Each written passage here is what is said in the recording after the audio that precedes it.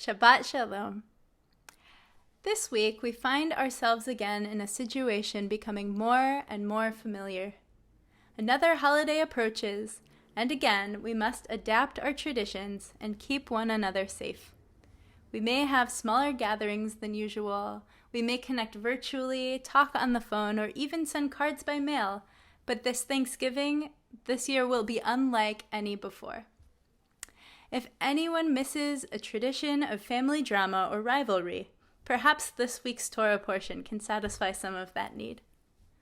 This week, we read Parshat Toldot, the beginning of the story of Jacob and Esau. These biblical twins serve us a nice helping of family drama in this parsha.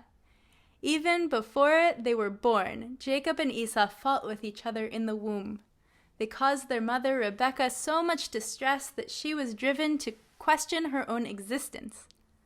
When they were born, Esau came first, red and hairy, and Jacob followed, holding the heel of his brother.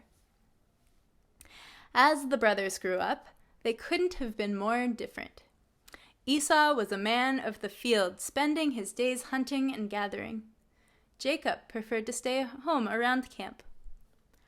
One day, Jacob was home cooking lentil stew when Esau came in from the field.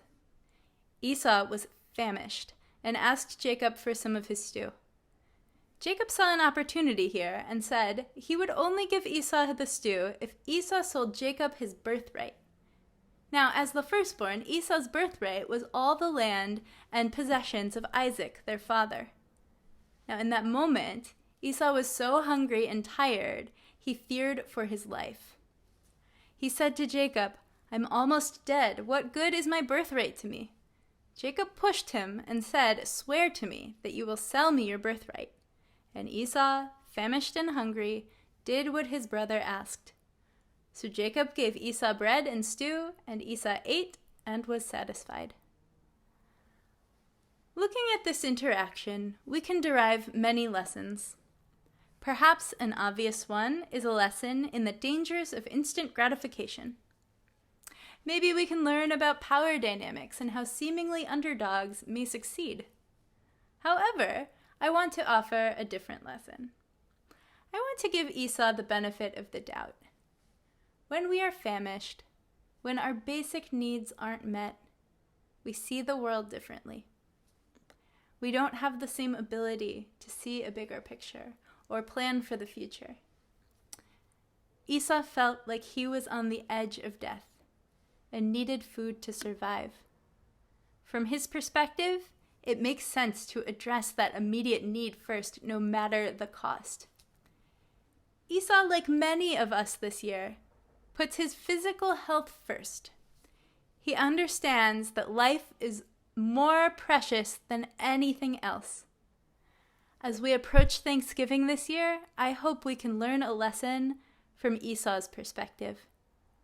Maybe it's the lesson of pikudei nefesh, saving a life. Maybe it's the lesson of feeding the hungry when we have food or resources to spare. May we learn empathy for the Esau's in our world and not take advantage of weaknesses like Jacob did. May we find gratitude for what we have and remember those who don't have as much. May we make the most of this Thanksgiving holiday as we adapt to be safe.